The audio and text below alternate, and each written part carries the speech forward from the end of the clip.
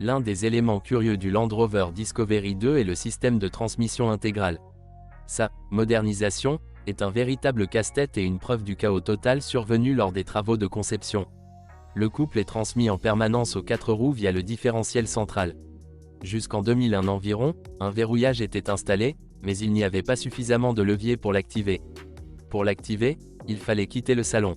Heureusement, l'opération de connexion en elle-même n'a pas été difficile. Cependant, en 2001, le blocage a été supprimé de la liste des équipements et n'a été restitué qu'à la toute fin, en 2004. Cette fois, avec une gestion civilisée à part entière. La voiture, conformément à son statut de SUV, est équipée de 2 essieux rigides. Les solutions classiques garantissent fiabilité, durabilité et bonne capacité sur terrain, mais sont moins performantes sur les surfaces asphaltées. Dans Discovery 2, quelles que soient les conditions, il n'y a aucune plainte concernant le châssis, surtout lorsqu'il est équipé de la suspension SLS à mise à niveau automatique. La direction est assez précise et la maniabilité est certainement meilleure que celle du Mitsubishi Pajero. En conduisant le Discovery, il est difficile de se débarrasser de la sensation que le centre de gravité est trop haut et que la voiture est sur le point de basculer. Mais pas avec le système sophistiqué et utile ACE, Active Cornering Enhancement, un système hydraulique pour contrôler la rigidité des stabilisateurs. Grâce à cela, Disco a un débattement de suspension important sur terrain tout-terrain, et lors de la conduite sur autoroute, la carrosserie ne roule pas beaucoup. ACE, ainsi que les ressorts pneumatiques arrière, sont une option. Les 2 systèmes ont un point commun, une faible fiabilité. Dans le cas de l'ACE, la pompe hydraulique tombe en panne ou du liquide fuit. En pneumatique, les problèmes sont causés par le compresseur ou les airbags qui fuient. Pour ceux qui envisagent d'utiliser le SUV britannique aux fins prévues, les experts recommandent de démonter les éléments de suspension complexes et d'installer des ressorts conventionnels. Il existe de nombreux kits de réglage sur le marché, allant des amortisseurs aux ressorts, conçus pour diverses charges. Les vendeurs, en indiquant le mot « ressort » dans leur publicité, indiquent ainsi clairement que cet exemplaire ne présentera plus les défauts ci-dessus. Quant aux éléments de châssis métal-caoutchouc, ils se distinguent par leur extraordinaire solidité. Parmi les offres, la majorité du marché est occupée par les versions diesel équipées du moteur TD5.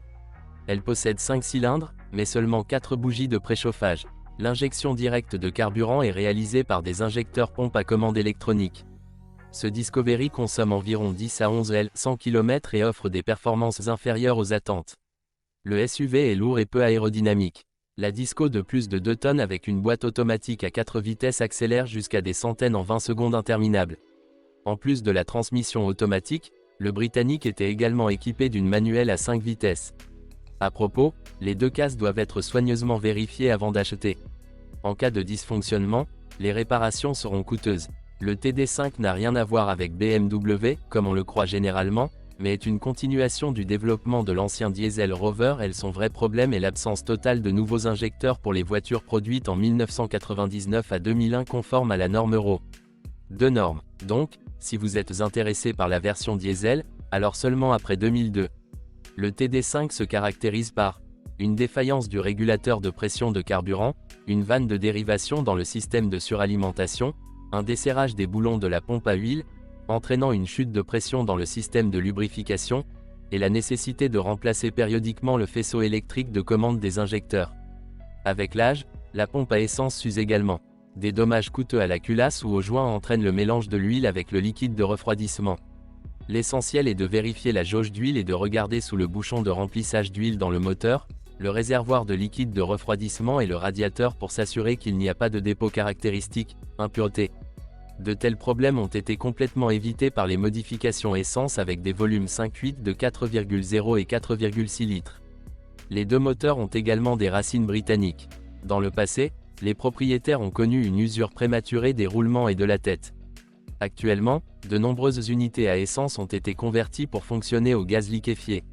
Tous les moteurs ont un entraînement par chaîne de distribution. Les problèmes courants incluent les fuites d'huile des joints d'arbre à cam. Compte tenu de l'âge du modèle, les fuites des joints du moteur et de la transmission sont fréquentes. De plus, même pendant la période de garantie, les services allemands ont enregistré toutes sortes de fuites d'huile dans environ la moitié de la Disco. Les fans de SUV sont divisés en 2 camps. Certains pensent qu'il n'y a rien de mieux que le « japonais », dirigé par Land Cruiser, et Land Rover est la pire marque au monde. D'autres pensent exactement le contraire. Et pourtant, l'ancien Land Rover Discovery 2 sera plus cher que les SUV japonais. Le Britannique a un design inhabituel et nécessite un service spécialisé. Quant aux consommables, tout est disponible et assez bon marché. Des équipements spécifiques nécessiteront de sérieux investissements. Par exemple, un compresseur à suspension pneumatique ou un bloc de soupape Pace. Les dysfonctionnements typiques de la Disco d'âge moyenne incluent la défaillance de la pédale d'accélérateur électronique, l'usure des joints de l'arbre de transmission, le blocage des serrures de porte et du couvercle de coffre, la défaillance des capteurs ABS et la contamination des contacts électriques. Et combien de problèmes l'antidémarrage, sensible à l'influence de sources d'interférences externes, une fois provoquées. Les lignes électriques, les signaux radio des portes de garage, etc. ont paralysé le SUV à plusieurs reprises.